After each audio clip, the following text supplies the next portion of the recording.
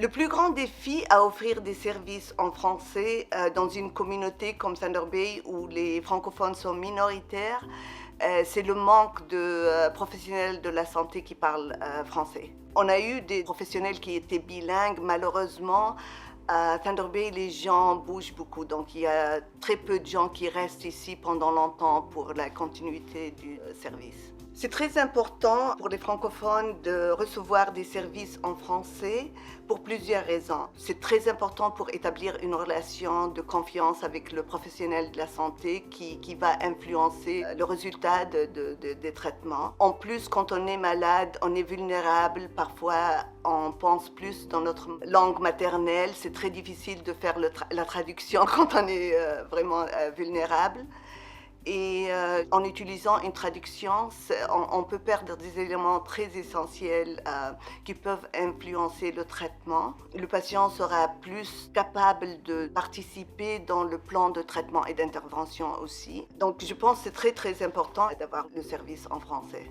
Je m'assure que les clients savent que je peux offrir les services en français en laissant savoir la réception qui est en général le premier contact pour le malade, savoir les langues que je parle, les services qu'ils peuvent avoir, ce qui facilite, même si elles ne parlent pas français, elles peuvent dire que le médecin peut vous donner le service en français. Même si quelqu'un d'autre va appeler pour avoir le rendez-vous, la patiente peut être certaine de venir sans avoir quelqu'un pour faire la traduction.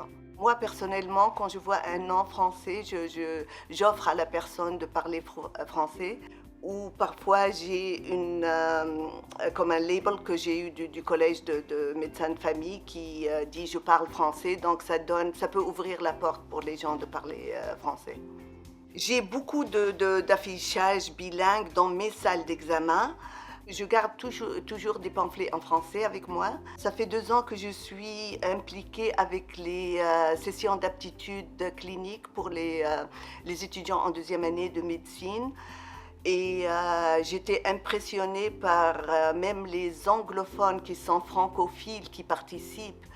Et pour moi, quelqu'un qui a fait la médecine en français en Tunisie, donc revoir les abréviations et puis les termes médicaux que j'ai appris, c'était très intéressant parce qu'on peut oublier ça avec la longévité de pratiquer en anglais.